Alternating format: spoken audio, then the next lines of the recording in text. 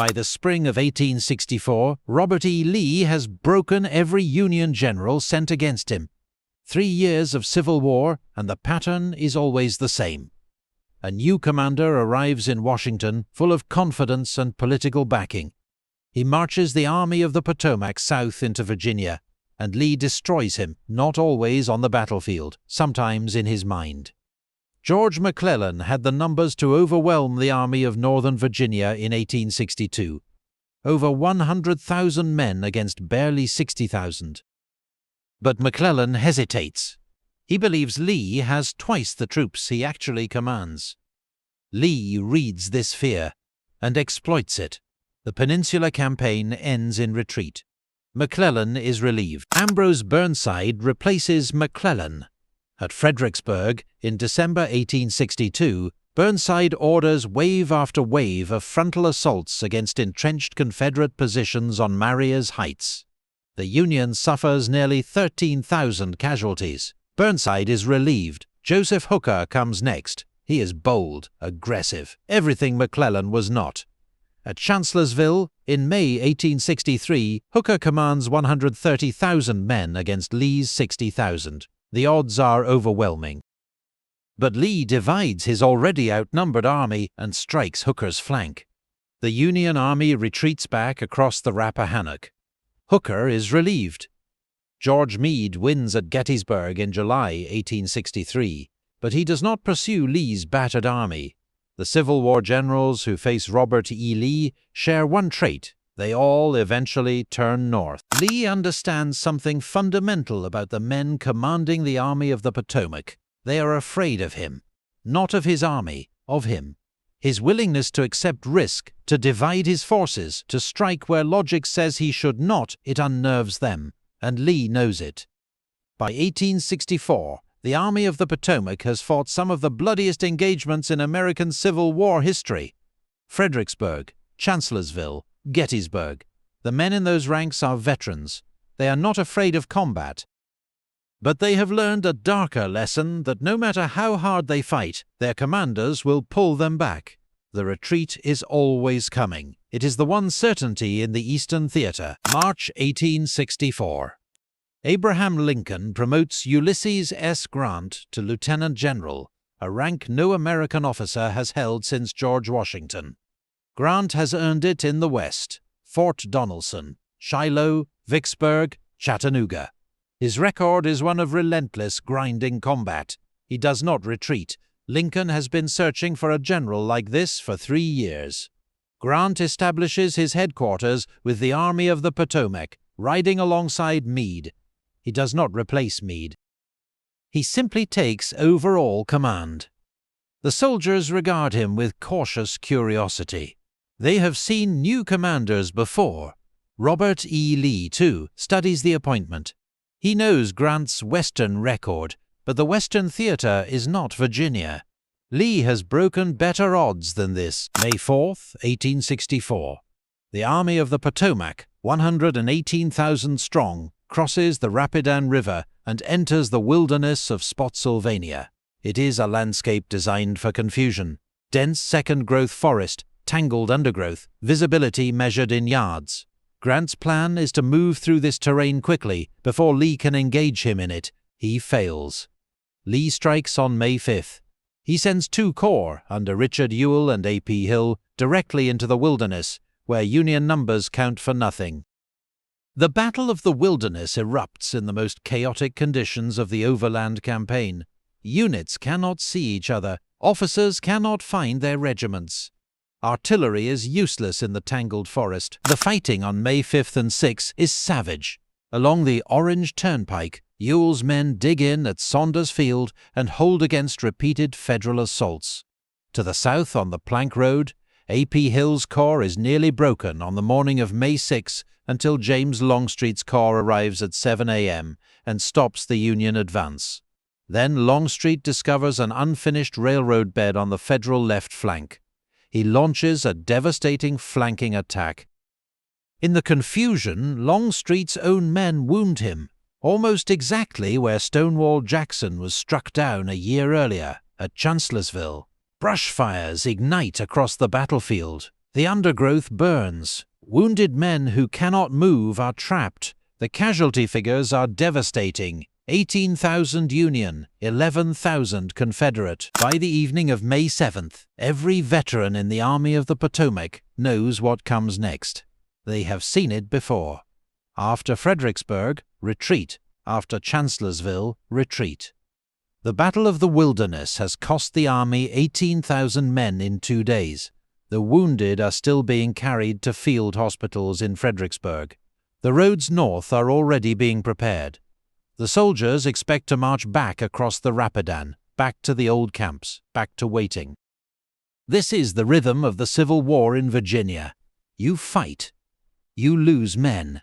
You retreat, and Lee survives to fight again. That evening, the orders come. The Army of the Potomac will march at dark. The column forms on the Brock Road, and then something happens that the Army of the Potomac has never experienced. The column turns south. Not north, south, toward Spotsylvania courthouse, toward Lee, toward Richmond. The reaction is immediate. Men begin to cheer. Hardened veterans, men who have fought at Antietam, Fredericksburg, Gettysburg, weep openly. They understand what this means. This general is not going back. Ulysses S. Grant has absorbed 18,000 casualties in 2 days, and his response is to press deeper into Confederate territory. For the first time in 3 years of war, the Army of the Potomac is not retreating after a battle against Robert E. Lee. The overland campaign is not over. It is just beginning. Lee races to Spotsylvania courthouse. His men arrive first, barely, and begin digging in. On May 8th, the armies collide again. The Battle of Spotsylvania will last until May 21st. 13 days of continuous combat. On May 10th, Colonel Emory Upton leads 12 regiments in a concentrated assault on a section of the Confederate line. The attack briefly breaks through before being driven back, but Grant sees what Upton has proven. Massed assault on a narrow front can breach Lee's defenses.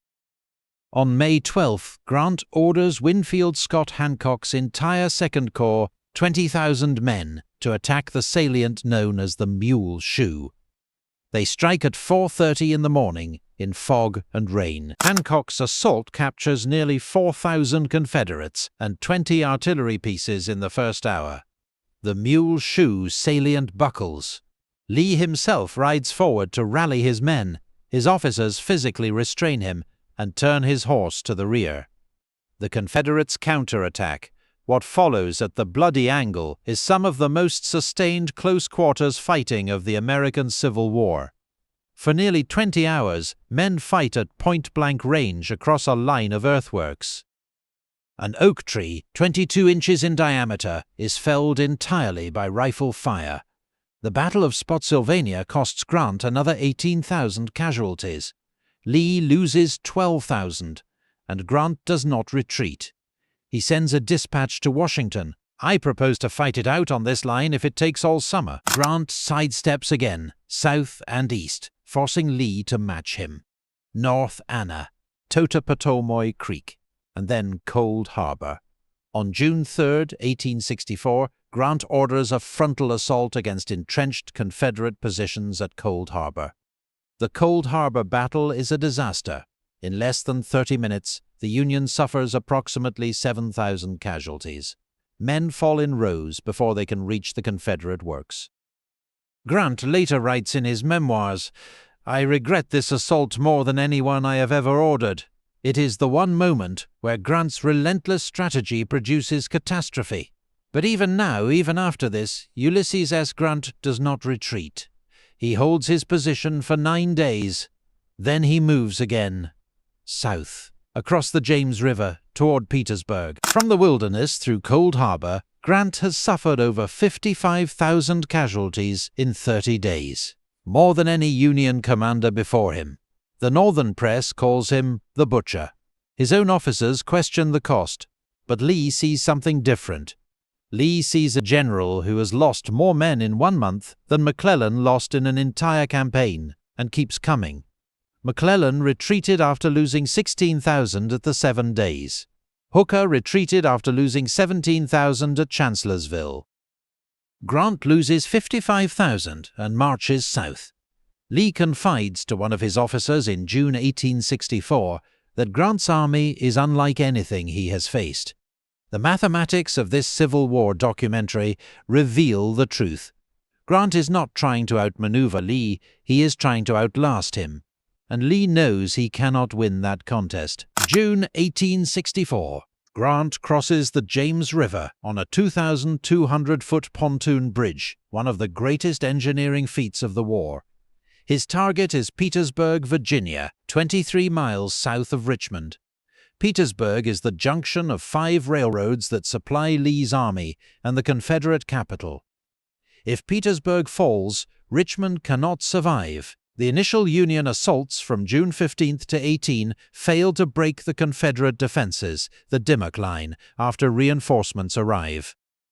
The military history of the Eastern Theater enters a new phase. Both armies begin digging trenches. What follows is a 9-month siege. Grant extends his lines south and west, slowly cutting Lee's supply routes one by one. Lee is trapped. For 3 years he has won by maneuver, by striking where the enemy does not expect, by dividing his forces and concentrating at the decisive point. At Petersburg, he cannot maneuver. Grant's lines stretch for over 30 miles. Every time Grant extends south, Lee must stretch to match him. And Lee is running out of men. The Confederacy has no reserves. Desertions increase through the winter of 1864 and into 1865. By March 1865, Lee's effective strength has fallen below 50,000, against Grant's 125,000. Lee attempts one final breakout at Fort Stedman on March 25, 1865. It fails. Grant's counterattack at Five Forks on April 1st severs the last railroad into Petersburg. Lee orders the evacuation of both Petersburg and Richmond. Lee's army, starving, outnumbered, cut off from supply, retreats west along the Appomattox River. Grant pursues relentlessly. Union cavalry under Philip Sheridan blocks Lee's path at Appomattox Station, capturing Confederate supply trains. On April 9, 1865, at Appomattox Courthouse, Lee meets Grant in the parlor of Wilmer McLean's house. The terms are generous. Confederate soldiers may return home. Officers may keep their sidearms and horses. Enlisted men who own horses may take them for spring planting. Grant orders his men not to celebrate. "The war is over," he says. "The rebels are our countrymen again."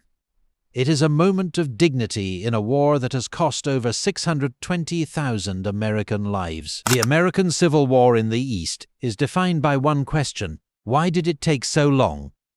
The answer is Robert E. Lee. For 3 years, Lee's brilliance, his audacity, his willingness to accept risk made him the most dangerous commander on the continent. Every Union general who faced him was defeated, not always in battle, but in will. Grant was different, not because he was more brilliant than Lee, not because he was a better tactician. Grant was different because he understood that the mathematics of this war favored the Union, if someone was willing to pay the price. 55,000 casualties in 30 days. A Cold Harbor battle that cost 7,000 men in half an hour. A 9-month siege that ground both armies to exhaustion. The cost was staggering, but Grant's calculation was correct. Lee could not replace his losses. Grant could. Whether this makes Ulysses S. Grant a great general or a ruthless one, that question, like so many in military history, remains unanswered.